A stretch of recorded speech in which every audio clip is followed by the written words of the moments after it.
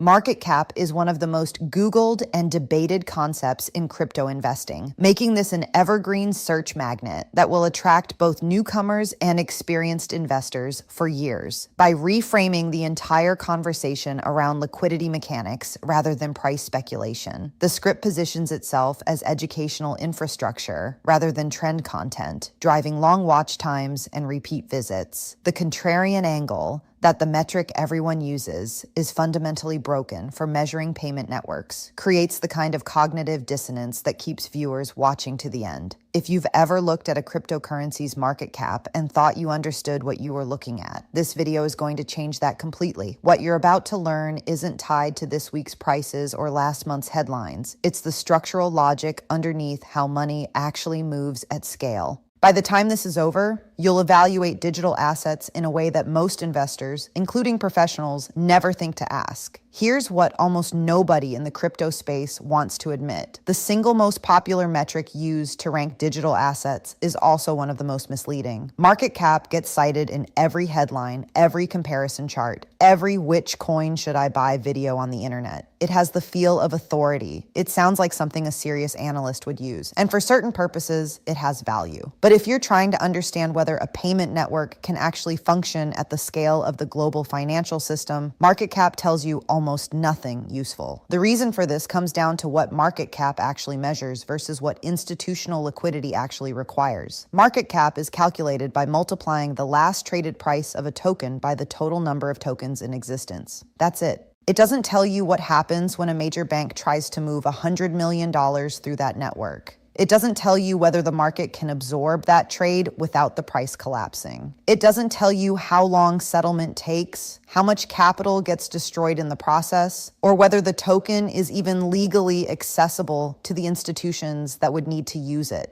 It's a snapshot of a number, not a measure of real-world function. And the distinction matters enormously because the networks that are being built to replace or compete with legacy financial infrastructure like SWIFT aren't going to be evaluated by their market cap. They're going to be evaluated by whether they can move serious capital efficiently, stably, and at a cost that beats the existing alternatives. To understand why price has to rise for these networks to work, not because of hype, not because of speculation, but because of arithmetic, you need to understand 6 interlocking components. Think of them as the gears inside a machine. Pull any one of them and the machine seizes. The second most important thing to understand, and the one that will immediately reframe how you think about all of this, is what's called market depth. Most people who follow crypto focus on price. They watch it go up, they watch it go down, they form opinions about what it will do next. But price alone doesn't tell you whether a network can handle real institutional volume. Market depth does. Imagine a body of water. The money available to absorb trades on any given network is the water in that pool. If the pool is shallow, say a kiddie pool, and a 200-pound adult jumps in, the result is chaos. Water everywhere. That's not a metaphor for drama. It's a precise description of what happens to price when a large trade hits a thin market. The price spikes or craters violently depending on the direction of the trade. Now put that same person into an Olympic swimming pool. Same jump, negligible disturbance. The volume of water absorbs it. Price stays stable. The same principle governs whether large financial institutions will actually use a payment network. JP Morgan doesn't move money for fun. They move it because they have a fiduciary obligation to execute at the best possible price. If pushing $100 million through a network costs them 10% in what's called slippage, that's $10 million vaporized purely because the market couldn't absorb the trade cleanly. They will not use that network. They will use SWIFT, which, despite being slow and outdated, costs them a fraction of a percent for the same transaction. So here's the critical question. How do you deepen the pool? And here's where the math becomes unavoidable. For networks with a fixed token supply, meaning no central authority can print more of them the way the Federal Reserve prints dollars, the only lever available to deepen liquidity is price per token. Think about it concretely. If a token is worth $1 and you need $100 million of liquidity sitting in that pool to absorb large trades, you need 100 million tokens available and ready. That's an enormous demand on a fixed supply. But if that same token is worth $100, you only need 1 million tokens to provide the same depth of liquidity, same dollar value of trades absorbed, same network, dramatically less stress on the available supply. The price has to be higher for the pool to be deep enough. This is not an opinion. It is not a bullish prediction. It's arithmetic. And slippage is the direct cost of getting this wrong. Slippage is the gap between the price you expect to pay when you place a trade and the price you actually end up paying after your order moves through the market. Think of it like this. Imagine you walk up to a garage sale and there are 100 vinyl records all priced at $1 each. You want all of them. The seller notices immediately that you want a lot, and as you keep buying, he keeps raising the price on the remaining ones. You walked in expecting to spend $100. You walk out having spent $250, and you still didn't get all the records. That's slippage. Your own demand moved the price against you. For institutional traders, slippage isn't an inconvenience. It's a deal breaker.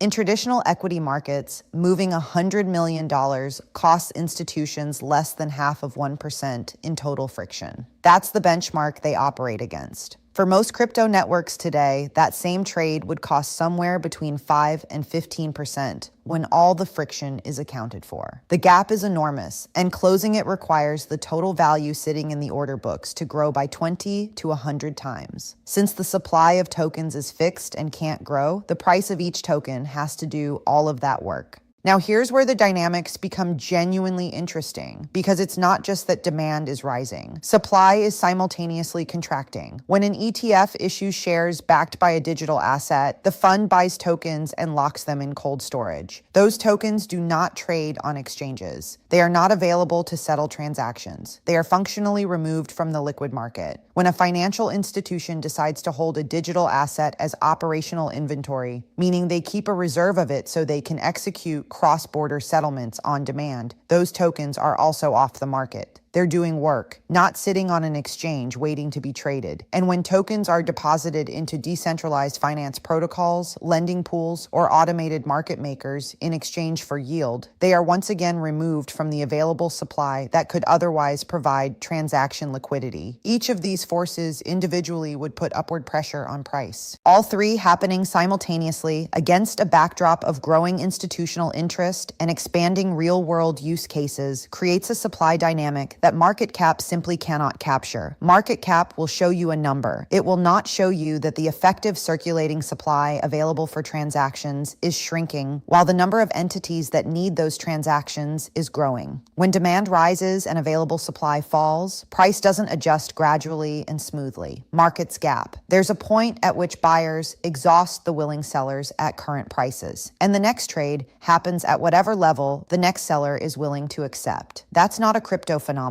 That's how every market in the world behaves under those conditions. Settlement speed is the third major factor, and it amplifies everything else in this system. If a token settles in 3 to 5 seconds rather than 30 minutes, the same pool of capital can handle vastly more volume in a given day because it recycles so much faster. Think of a bank teller who can serve one customer every 30 minutes versus one who can serve a customer every 5 seconds. Give both of them the same amount of cash in their drawer. By the end of the day, the fast teller has processed hundreds of times the transaction volume with the same capital. That's the mechanical advantage of fast settling networks. A market maker with $10 million of capital operating on a network that settles in seconds can theoretically support billions of dollars in daily volume because each dollar cycles through the system repeatedly throughout the day. The same 10 million on a slow network might support a few hundred million. The efficiency multiplier is dramatic. But, and this is essential, speed only works if depth exists. A fast network with thin liquidity doesn't give you efficient settlement. It gives you efficient slippage. You lose money faster. Speed and depth have to coexist. One without the other actually makes the problem worse. The final component is access, and it's the one that has historically been the invisible wall between intention and execution. For years, the regulatory environment in the United States made it nearly impossible for banks and traditional financial institutions to hold or transact in digital assets without taking on enormous legal and compliance risk. It didn't matter whether the technology worked. The legal framework didn't permit participation. That environment has been shifting. Legislative frameworks have begun to emerge that define the rules under which these networks can operate legally within the existing financial system. When those doors open for institutions that have trillions of dollars under management, the capital that flows into these networks doesn't trickle in. It arrives at scale quickly, and because institutional buyers tend to hold rather than trade actively, the tokens they acquire come off the market.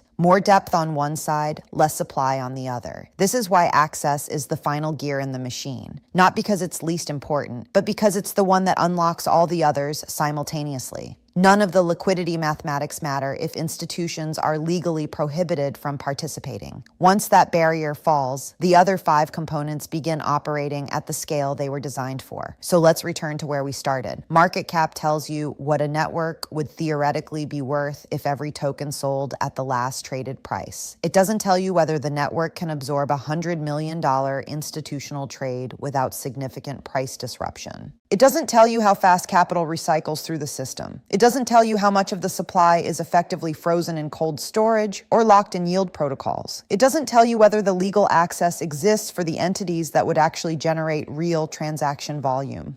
For networks designed to move money across borders at institutional scale, the meaningful question has never been, what's the market cap?